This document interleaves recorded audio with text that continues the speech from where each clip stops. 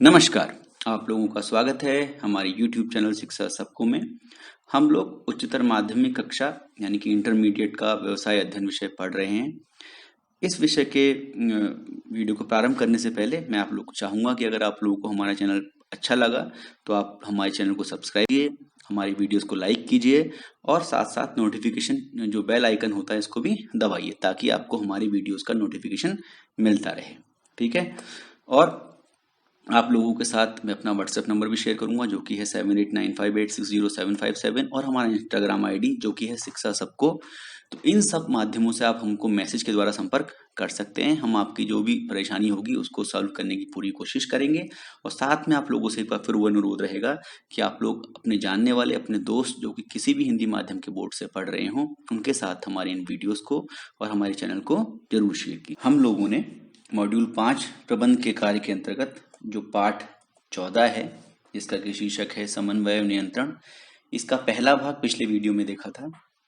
आज हम लोग पहले एक बार देख लेते हैं कि हमने क्या क्या चीजें पढ़ी हैं। हमने समन्वय का अर्थ पढ़ा है, ये जाना है कि समन्वय क्या होता है, किस प्रकार से जो संगठन होता है उसके सभी उद्देश्यों की उसके उद्देश्यों की पूर्ति के लिए अलग अलग व्यक्तियों को विभागों को एक साथ चलना होता है और उनको एक साथ चलाने का काम समन्वय होता है। ठीक है ना? इस तरीके से उन उन लोगों के लक्ष्यों को केंद्रित करना कि वो सब लोग अल्टीमेटली जो संगठन है उसके उद्देश्य की प्राप्ति में ही सहयोग करें, उनके कार्यों में समरूपता है। ये सब समन्वय के अंतर्गत होता है। और समन्वय का क्या महत्व है ये भी हमने जाना कि समन्वय किसी भी संगठन के विकास के लिए क्यों इतना महत्वपूर्ण है। ठीक है ना?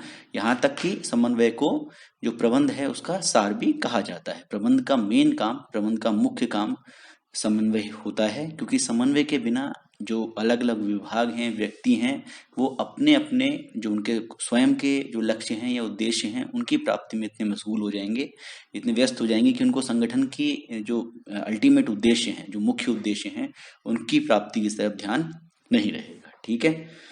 इसके पश्चात हमने फिर नियंत्रण के बारे में बात करी, नियंत्रण का अर्थ जाना और फिर हमने नियंत्रण की विशेषताओं के बारे में बात करी। नियंत्रण के अर्थ के समय मैंने आपको एक उदाहरण भी दिखाया था जिसमें कि एक स्टील फैक्ट्री में आपने देखा कि किस प्रकार से वहाँ एक लक्ष्य पहले से निर्धारित था कि इतने जो प्लेटें हैं वो काटनी हैं, लेकिन कतिपय कारणों से कुछ कारणों से जो कर्मचारी हैं वो लोग उतने प्लेटों को नहीं काट पा रहे थे। तो फिर मैनेजर्स को अपनी गलती का एहसास हुआ कि उन्होंने कुछ ज़्यादा बड़ा टारगेट उनको दे दिया है, ज़्यादा बड़ा लक्ष्य दे दिया है, तो उन्होंने लक्ष्य को उस प्रकार से संशोधित किया। ठीक है ना? पहले मूल्यांकन किया, देखा कि कितने लोग काट पा रहे हैं और कितना नहीं काट पा रहे हैं, उसके हिसाब से फिर लक्ष्य को उन्होंने संशोधित किया। और इसके पश्चात हमने नियंत्रण की विशेषताओं के बारे में बात की। एक बार फिर दोबारा से नियंत्रण की विशेषताएं देख लेते हैं। सबसे पहला है योजना नियंत्रण का आधार है। तो योजना के हिसाब से ही, योजना के आधार पर ही नियंत्रण किया जाता है क्योंकि योजना में ही ये पहले से निर्धारित होता है कि किस प्रकार का लक्ष्य हमको प्राप्त करना है। स्टैंडर्ड्स तय होते हैं पहले से। ठीक है ना? मानक बनाए गए होते हैं। मानक कौन बनाता है? योजना में बनते हैं मानक। ठीक है? उसी मानकों के आधार पर हम नियंत्रण का जो मूल्यांकन वाली जो प्रक्रिया है, जो तुलना वाली प्रक्रिया है वो करते हैं। नियंत्रण निरंतर चलने वाली प्रक्रिया है। नियंत्रण हमेशा काम में लाई जाती है। जब भी आप किसी योजना पर काम कर रहे होंगे तो आप उस योजना को सही प्रकार से इम्प्लीमेंट करने के लिए, क्रियान्वयन उसका करने के लिए आप नियंत्रण का सहारा हमेशा लेते हैं। मतलब आप ये देखते हैं कि हम लोग सही डायरेक्शन में चल रहे हैं या नहीं चल रहे। ठीक है? इसके पश्चात है नियंत्रण सर्वव्यापक है। तो नियंत्रण हर प्रकार की एक्टिविटी में नियंत्रण शामिल रहता है, नियंत्रण को उपयोग में लाया जाता है। और कार्यवाही नियंत्रण का सार है। तो नियंत्रण की सहायता से हम लोग जब हम देखते हैं, मूल्यांकन करते हैं, अगर चीजें सही नहीं चल रही होती हैं तो उसके हिसाब से हम सुधारात्मक कार्यवाही करते हैं। तो अल्टीमेटली नियंत्रण किसमें परिलक्षित होता है? अल्टीमेटली जो नियंत्रण है उसका रिजल्ट होता है कार्यवाही।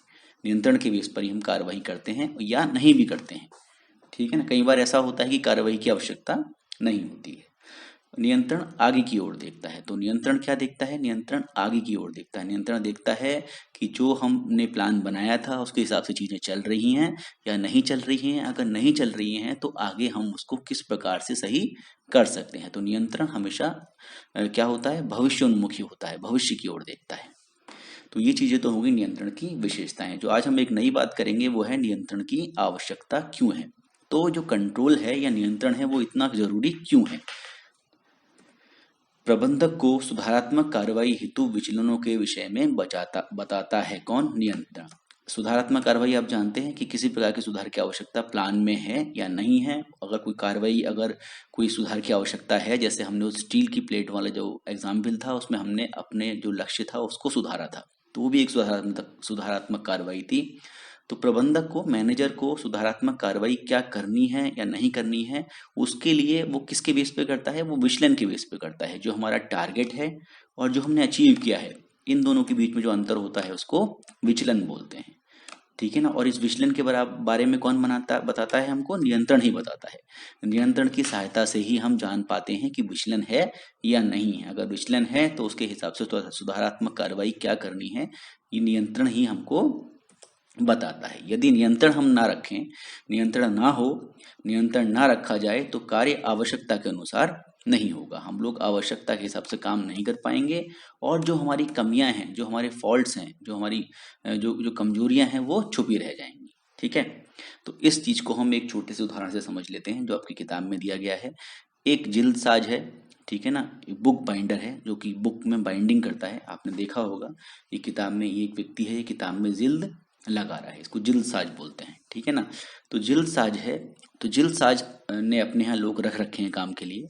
तो उसने एक टारगेट उनको दे रखा है कि 5 किताबें हर घंटे उनको जिल्द, 5 किताबों में हर घंटे जिल्द चढ़ानी है। इस प्रकार से अगर पूरे दिन में हम काम के योग्य 6 घंटे माने तो उनको लगभग पूरे दिन में 30 किताबें उनको जिल्द लगाकर देनी है। ये उनका टारगेट दिया हुआ है जिल्द साजों को। तो मान लीजिए जो उसके पास 5 जिल्दसाज हैं, ठीक है ना, 5 लोग उसने काम पे रखे हैं, ABCD और E। ठीक है ना। तो उसने इन लोगों को टारगेट दिया है कि उनको 30 किताबें एक दिन में करनी है। तो ये क्या हो गया?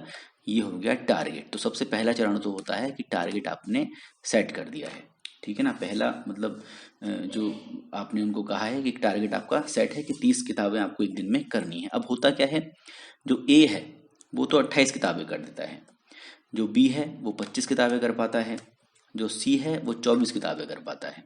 ऐसे ही जो D और E हैं वो केवल 22 और 20 किताबें ही जिल्द चढ़ा पाते हैं। तो आप देख सकते हैं कि सबसे अच्छा काम किसने किया है? A ने किया है। ठीक है ना। तो अगर हम लोग नियंत्रण की सहायता से इनके कार्यों का मूल्यांकन ना कर रहे होते तो हमको पता ही नहीं चल पाता कि कौन सबसे अच्छा काम कर रहा है। ठीक है ना। और इसी हिसाब से जो अगर ए ने अच्छा काम किया है तो उसकी तारीफ होगी, उसके लिए तालियां बजेंगी। ठीक है ना। और इसी प्रकार से जो डी और ई हैं, जिन्होंने काम अच्छा नहीं किया है, जिन्होंने केवल 20 और 22 किताबों में ही जिल्द चढ़ाई है, उनको जो प्रबंधक हैं, जो सुपरवाइजर हैं, वो उनको एक चेतावनी देंगे कि आप अपने काम को सुधारिए। ठीक है ना। क्यों? क्योंकि उनको बताएंगे कि ये देखिए कितनी कुशलता से काम कर रहा है और आपको भी उसी हिसाब से काम करने की आवश्यकता है। ठीक है ना। या फिर या तो ये चेतावनी देंगे, तो चेतावनी क्या होगी? सुधारात्मक कार्रवाई होगी। ठीक है ना। जो हमने पिछले बात की थी कि अभी हमें क्या मिला, हमारा 30 का टारगेट था, उसमें हमको केवल इन्होंने 22 और 20 किताबें दी हैं। तो इसमें कितना विचलन है? 8 और 10 का विचलन है। मतलब इतनी किताबें इन्होंने कम बनाई है, इतना ये अपने जो टारगेट है, लक्ष्य है, उससे पीछे रह गए हैं। तो इस हिसाब से हम एक सुधारात्मक कार्रवाई करने के लिए हमको प्रेरणा कहाँ से मिली? नियंत्रण से मिली।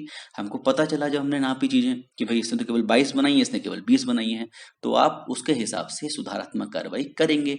सुधारात्मक कार्रवाई में क्या है? आपने ए की तारीफ कर दी। ठीक है ना। ए के बारे में भी आपको कैसे पता चला? नियंत्रण की सहायता से ही पता चला कि जो ए है वो बहुत कुशल व्यक्ति है, और आप उसकी तारीफ करेंगे तो हो सकता है वो और अच्छा काम करे, हो सकता है 28 से वो 30 किताबें ही करने लग जाए। ठीक है। तो इस प्रकार से आपने जो नियंत्रण था उस प्रक्रिया को अपने उपयोग में आप लाए और आपको पता चला कि किस प्रकार से जो आपके अधीन कर्मचारी हैं वो काम कर रहे हैं। यहाँ बी और सी को आपने एक तरह से छोड़ दिया है, उनको आपको लग रहा है कि काम सही कर रहे हैं। क्यों? क्योंकि आप मान के चल रहे थे कि 5-6 किताबें इसमें कम बन सकती हैं। 30 का मैंने टारगेट दिया है, 30 का टारगेट थोड़ा हार्श है, लेकिन इसमें 5 और 6 का मैं क्षम्य एक लिमिट होगी। क्षम्य मतलब इतनी क्षमा कर सकते हैं, इतना आप माफ कर सकते हैं, इतना रिलैक्स कर सकते हैं। तो 5-6 किताबें अगर कम बन रही हैं तो उसको आप इग्नोर कर सकते हैं, लेकिन अगर उससे कम बन रही हैं तो आपको चेतावनी जारी करनी पड़ेगी। ठीक है ना। तो ये सब किसकी सहायता से आप कर पा रहे हैं, ये सब का सब जो प्रोसेस आप कर पा रहे हैं नियंत्रण की सहायता से कर पा रहे हैं। अच्छा काम करने वाले, कुशल काम करने वाले की तारीफ कर पा रहे हैं, और जो बेकार काम कर रहे हैं उनको आप चेतावनी जारी कर पा रहे हैं। ठीक है ना। अगर आपके पास कुछ ऐसा रिकॉर्ड ही नहीं होता, कहीं आप लिख के नहीं रख पाते, नाप नहीं पाते, तो उस स्थिति में आपको ना तो आप किसी की तारीफ करने के में संभव थे, और ना किसी की आप किसी को चेतावनी दे सकते थे। ठीक है ना। तो इस प्रकार से नियंत्रण की आवश्यकता पड़ती है। तो जो नियंत्रण है वो लक्ष्यों को प्राप्त करने में सहायक है। जो आप लक्ष्य रखते हैं उसको अचीव करने में आप नियंत्रण की सहायता से देखते हैं। अगर वो प्राप्त नहीं हो रहा है तो आप सुधारात्मक कार्यवाही करते हैं। ठीक है ना। जैसे भी हमने देखा था, समय रहते सुधारात्मक कदम उठाने में सहायक है, ये आप समझ ही गए होंगे। कर्मचारियों के कार्य निष्पादन, जो कर्मचारी काम कर रहे हैं उसके स्तर के निरीक्षण और सुधार में सहायक है। जैसे ए का आपने निरीक्षण किया तो उसको आपने कुशल पाया। ठीक है ना। उसका निरीक्षण आप कर सकते हैं और साथ साथ सुधार में सहायक है। और आपने डी और ई को चेतावनी जारी करी कि आप अपना कार्य सुधारें। उत्तम समन्वय में सहायक है। ये जो कर्मचारी हैं उनके बीच आपस में जो समन्वय है उसमें भी नियंत्रण सहायक होता है। ऐसे ही बेहतर नियोजन में सहायक है। जो प्लानिंग हमने बात की थी, प्लानिंग जो होती है वो नियंत्रण के बेस पर होती है और नियंत्रण प्लानिंग के बेस पर होता है। तो अगर हम देखेंगे कि जो चीज़ें हैं वो हमारे प्लान के हिसाब से नहीं हो रही हैं, तो हम करेक्टिव मेजर्स यानी कि सुधारात्मक कदम उठाएंगे। ठीक है ना। और जो नियोजन है उसमें परिवर्तन करेंगे। त्रुटियों को कम करने में सहायक है। नियंत्रण की सहायता से हम जो अपनी कमियां हैं, जो गलत प्रोडक्ट बन जाते हैं, जो उसमें फॉल्टी प्रोडक्ट्स बनते हैं, कमियां होती हैं, उनको कम करने में भी सहायक होता है नियंत्रण। हम इसकी सहायता से जो कार्य है उसकी गुणवत्ता पर भी ध्यान दे सकते हैं कि किस प्रकार से प्रोडक्ट इस क्वालिटी का प्रोडक्ट आपको चाहिए, तो आपने वो मानक रख देंगे कि इस प्रकार की अगर क्वालिटी नहीं मिल रही है तो आप उस क्वालिटी को पाने में नियंत्रण सहायता करेगा, बताएगा। जब भी कुछ कमी आएगी, त्रुटि कोई भी कमी आएगी तो उसको बताएगा, और बताएगा तो आप उसको सही करने में कदम उठाएंगे। तो इस प्रकार से जो नियंत्रण है वो गलतियों को सुधारने में भी सहायक है। फिर नियंत्रण निर्णय लेने में सहायक है। आपको ये जो कंडीशन है वो बता देता है। नियंत्रण की सहायता से आप जान जाते हैं कि आप जो आपका टारगेट है, जो प्लान है, उसके हिसाब से चल रहे हैं या नहीं चल रहे हैं। अगर नहीं चल रहे हैं तो आप उसके हिसाब से उचित निर्णय ले सकते हैं और सुधारात्मक कार्रवाई कर सकते हैं।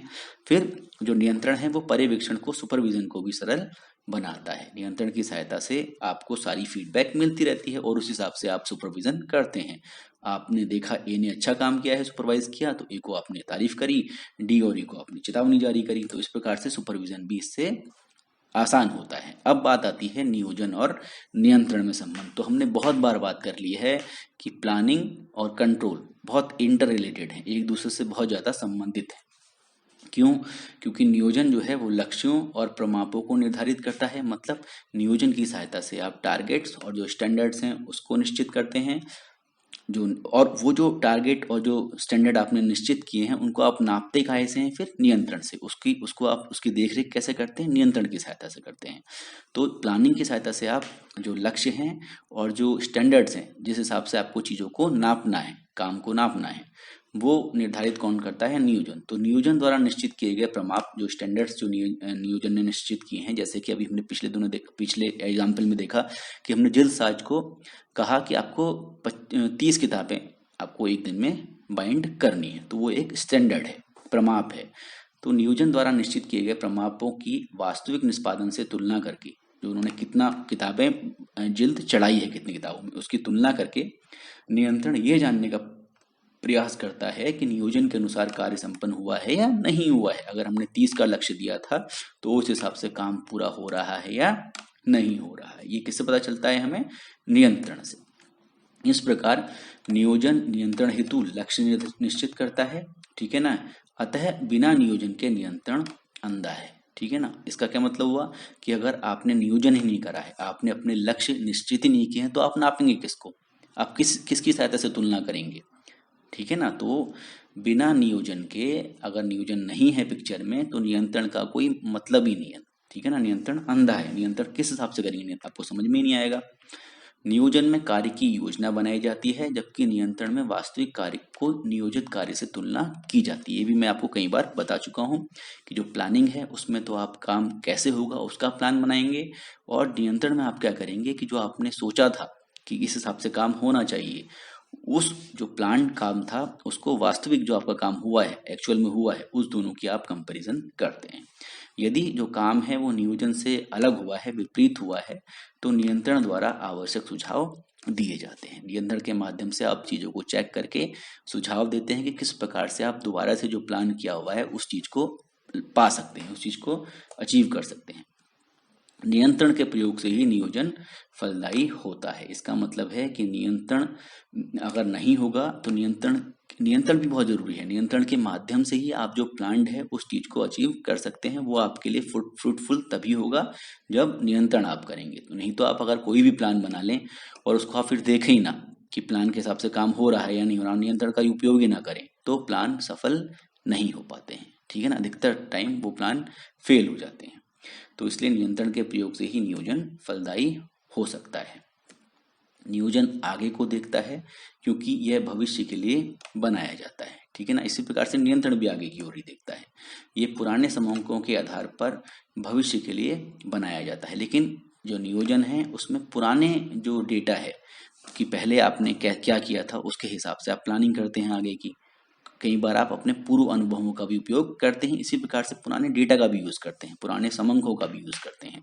तो ये पुराने समंकों के आधार पर भविष्य के लिए योजना बनाता है, यानी कि भविष्य के लिए बनाया जाता है जो नियोजन होता है। अतः हम कह सकते हैं कि नियोजन भूत और भविष्य दोनों की ओर देखता है, जबकि जो नियंत्रण है, नियंत्रण वो प्रक्रिया है जिसके अंतर्गत पूर्व निर्धारित उद्देश्य जो आपने बनाए हैं उनकी पूर्ति के लिए व्यक्तियों एवं उनके कार्यों का इस प्रकार से निर्देशन किया जाता है कि जिससे संस्था के लक्ष्यों को निर्धारित योजनाओं और कार्यक्रमों के अनुसार पूरा किया जा सके। ठीक है ना, तो थोड़ा सा आपको पढ़ने में डिफिकल्ट हो रहा होगा, लेकिन इसमें कुछ नहीं है, इसमें मतलब वही है आपको सीधे सीधे कि आपने जो पहले से जो आपके उद्देश्य निर्धारित हैं उनकी पूर्ति के लिए आप व्यक्तियों को और कामों को इस प्रकार से डायरेक्ट करेंगे, इस प्रकार से निर्देशन करेंगे कि आप लोग जो आपके लक्ष्य थे उन लक्ष्यों को निर्धारित योजनाओं और कार्यक्रमों के अनुसार आप पूरा कर सके। मतलब आप बीच बीच में चेक करते रहेंगे, अगर काम सही से हो रहा है तो कोई बात नहीं, अगर काम ठीक ढंग से नहीं हो रहा है तो आप व्यक्तियों को और कामों को इस प्रकार से निर्देशित करेंगे कि वो जो प्लान आपका बना हुआ था उसको प्राप्त हो सके। ठीक है ना, उसको प्राप्त आप कर सके। वास्तविक कार्य परिणामों की पूर्व निर्धारित प्रमापों से तुलना कर उनमें हो रहे विचलनों को ज्ञात किया जाता है। ठीक है ना, तो जो नियंत्रण है उसकी सहायता से जो वास्तविक कार्य परिणाम हैं उनको पूर्व निर्धारित जो स्टैंडर्ड्स हैं, प्रमाप हैं, उनसे तुलना करके उनमें हो रहे विचलनों को ज्ञात किया जाता है। जैसे कि हमने माना था कि 30 किताबों में जल्द चढ़ानी है जबकि चढ़ाई केवल 28 में जा रही है। ठीक है ना, तो हमने देख लिया कि इसमें कितना का विचलन हो रहा है, 2 का विचलन हो रहा है। अगर ये जो विचलन है ये हमारी जो एक टॉलरेंस वाली लिमिट है उसके अंतर्गत है तो हम पुश नहीं करेंगे। अगर ये टॉलरेंस लिमिट से कम है, अगर ये केवल 22 ही किताबों में जल चढ़ा रहे हैं तो हमको कुछ करेक्टिव मेजर लेना पड़ेगा, कुछ सुधारात्मक कार्रवाई करनी पड़ेगी, उनको चेतावनी देनी पड़ेगी। ठीक है ना, तो इस प्रकार से नियंत्रण से हम लोग विचलनों को ज्ञात करते हैं और इसके बाद आवश्यक कार्रवाई करते हैं। ठीक है ना, तो ये चीजें आपको क्लियर हो गई होंगी। अब हम बात करेंगे नियंत्रण प्रक्रिया की। तो जो नियंत्रण की प्रक्रिया होती है वो एक स्ट्रीमलाइन में चलती है, मतलब एक के बाद एक चीजें हम करते हैं नियंत्रण के अंतर्गत। तो वो क्या क्या चीजें होती हैं इसको हम एक छोटे से उदाहरण से पहले समझ लेते हैं।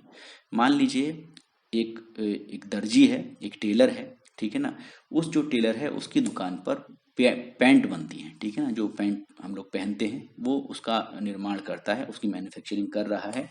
तो मान लीजिए उसका एक टारगेट है कि उसको एक दिन में 20 पैंटें सिलनी है। उसने अपने यहाँ लोग रख रखे हैं उनको 20 का उसने टारगेट दे रखा है। और जब वो सुबह उनको टारगेट देता है कि 20 आपको लेने हैं, 20 आपको पैंट बनानी है, और शाम को वो चेक करता है तो केवल 18 का ही निर्माण, 18 ही पैंटें लोगों द्वारा सिली जा रही हैं। ठीक है ना, तो अब इसके अंदर क्या प्रोसेस हुई, इसके अंदर सबसे पहले तो उसने एक आदेश दिया। पहला जो चरण आया वो आया आदेश का कि 20 पैंटें आप लोगों को सिलनी है। यहाँ पर उसने एक आपके लिए मानक रख दिया, अपने जो कर्मचारी हैं उनके लिए एक मानक रख दिया कि आपको 20 पैंट एक दिन की सिलनी है। फिर उसने शाम को नापा, मेजरमेंट किया। ठीक है ना, उसने देखा, मेजर किया कि केवल 18 ही पैंटें बनाई गई हैं। फिर वो क्या करता है, इसके बाद वो इन दोनों की तुलना करता है। वो देखता है कि इनमें 2 का डिफरेंस है, 2 का विचलन है। जो उसने टारगेट दिया था 20 का, उससे केवल 18 ही ये लोग अचीव कर पाए हैं। ठीक है ना, तो यहाँ पे तुलना हुई, ये तीसरा स्टेप हो गया। चौथे स्टेप में वो देखता है कि इसका कारण क्या था, ये जो विचलन आया है, 2 पेंटें कम सिली गई हैं, इसके पीछे क्या रीजन है, क्या क्या कारण है। तो जब वो रीजन उसका देखता है, पूरा चेक करता है, तो वो पाता है कि कुछ मशीनें खराब हैं। ठीक है ना, तो मशीन खराब है, मशीन खराब होने की वजह से लोगों को सिलने में ज़्यादा समय लग रहा है। इस वजह से उनका थोड़ा टाइम खराब हो रहा है और वो 20 की जगह केवल 18 पेंटें ही बना पा रहे हैं। तो जो पांचवा स्टेप इसके बाद आएगा, वो आएगा सुधारात्मक कार्य का। तो इसके बेस पर ये जो उसको इन्फॉर्मेशन मिली है कि मशीन में कुछ प्रॉब्लम है, तो वो उस मशीन को ठीक कराने के लिए किसी मिस्त्री को बुलाएगा, उसको ठीक करवा लेगा। तो ये आएगा, ये जो चरण है ये कहलाता है सुधारात्मक कार्य। ठीक है ना, तो इस प्रकार से जो ये पूरी प्रक्रिया है नियंत्रण की, ये 5 स्टेप्स में, 5 चरणों में संपन्न होती है। कौन कौन से 5 चरण हैं वो? पहला है मानकों का निर्धारण, सबसे पहले आप स्टैंडर्ड सेट करेंगे। फिर है काम का मापन, मेजर करेंगे कि जो काम नियोजित कार्य था, जो प्लान आपने किया था, वो एक्चुअल के बराबर है या नहीं है। ठीक है ना, फिर आप काम का मूल्यांकन करेंगे, आप देखेंगे क्या कमी थी, कारण ढूंढेंगे। फिर आप विचलन के कारणों का पता लगाएंगे। ठीक है ना, मूल्यांकन में तो खाली वो होगा, कंपैरिजन होगा कि आपने इतना टारगेट दिया था और इतना आपको मिला है। और लास्ट में आप करेंगे सुधारात्मक कार्य। ठीक है ना, तो एक एक करके इन सबको संक्षेप में जान लेते हैं। सबसे पहले आप मानकों का निर्धारण करते हैं। नियंत्रण की पहली आवश्यकता मानक स्थापित करना होता है। जैसे अभी दर्जी ने कहा था कि 20 पैंट सिलनी है। मानकों की उत्पत्ति योजना से होती है और इसे तुलना का आधार मिलता है। तो मानक कहाँ से निकलते हैं? मानक योजना से निकलते हैं। हो सकता है जो 20 का जो टारगेट उसने दिया है, वो उसकी एक बड़ी योजना का हिस्सा हो, जिसमें कि उसको किसी कंपनी को कुछ मात्रा में पेंटें सप्लाई करनी हो। ठीक है ना, तो मानक विभिन्न प्रकार के हो सकते हैं, जैसे प्रति घंटे उत्पादन की इकाइयों की संख्या, 1 घंटे में इतने बनने हैं, उत्पादन की प्रति इकाई लागत, एक पेंट को बनने में इतने ही रुपए लगने चाहिए, रद्दी माल मतलब कितना वेस्टेज हो, और अवशिष्ट की प्रतिदिन के लिए स्वीकृत मात्रा। ठीक है ना, और साथ साथ उत्पाद की गुणवत्ता। इसमें से कोई सा भी मानक आप ले सकते हैं। हो सकता है जो आपकी कंपनी है वो क्वालिटी पे ज़्यादा ध्यान देती हो, क्वांटिटी पे नहीं। आप चाहते हो कि जो आपके प्रोडक्ट्स हैं उनकी गुणवत्ता से कोई भी कॉम्प्रोमाइज़ आप ना करें, तो आप उत्पाद की गुणवत्ता को मानक बना सकते हैं। आप चाहते हैं कि ज़्यादा से ज़्यादा इकाइयाँ जो हैं उत्पादन की इकाइयाँ वो प्रोड्यूस करें, वो बनाएं, तो आप उत्पादन या इकाइयों की संख्या पे आप मानक बना सकते हैं। ठीक है ना, तो इसमें से आप कोई सा भी लागत, कोई सा भी मानक ले सकते हैं। निर्धारित मानक जो होना चाहिए, जो आप लेंगे, वो प्राप्त करने लायक होना चाहिए। ठीक है ना, ऐसा नहीं कि आप कुछ भी बोलते हैं। जैसे वो जो दर्जी है वो 20 ना बोल के 50 पेंटें बोलते हैं, आपको उसको पता है कि 20 से ज़्यादा लोग बना नहीं पाते हैं, और वो अगर 50 का टारगेट देते वो सही नहीं, वो स्टैंडर्ड ठीक नहीं है।